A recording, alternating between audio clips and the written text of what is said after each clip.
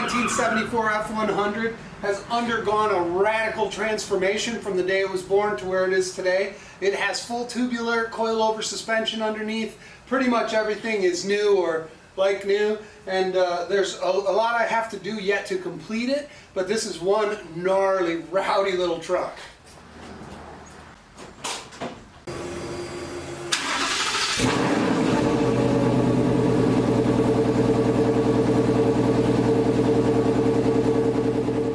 It's got the Ford electric power steering, which is real simple to do. Normally I would use KRC, which is a adapter, a pump and reservoir all in one.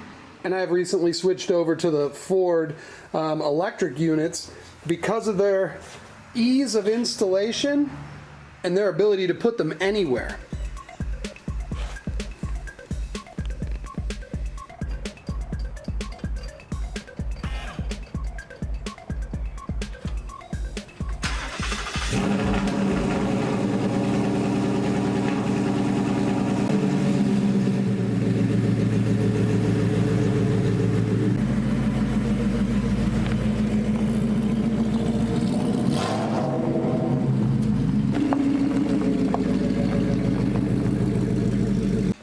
Part in Star Wars where Obi-Wan Kenobi says about Darth Vader, he's more machine now than man.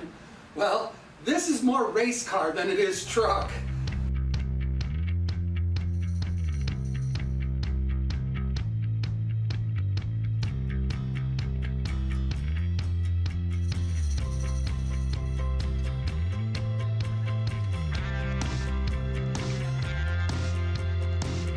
In addition to using the 67 through 72 rear suspension, I also used that same era dash cluster from Dakota Digital, and I made it work.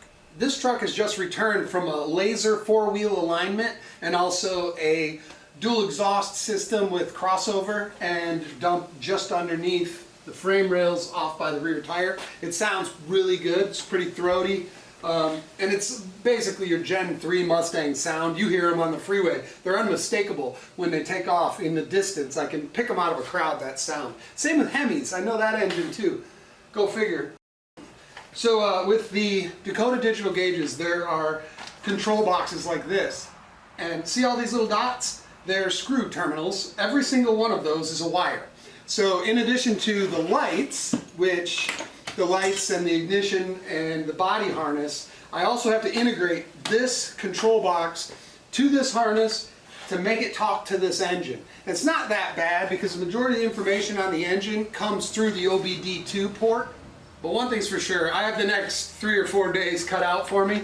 I've got to get this thing wrapped up and get it on down the road because there's plenty of other cool stuff. Now if you want to see how I did this suspension and this engine, the rear suspension, the front, they don't even make QA1 kits for the rear of this truck.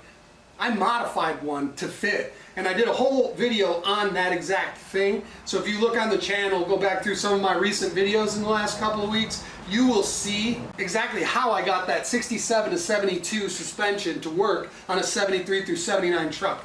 That's about all I can do with this video on this truck right now because I have so many hours of work ahead of me that editing, I don't really have a lot of time for that right now. So I'm working on it and I've got a ton to do, but it's exciting, and honestly, I drove this around a little bit. It's like a brand new car. That's crazy, but it is.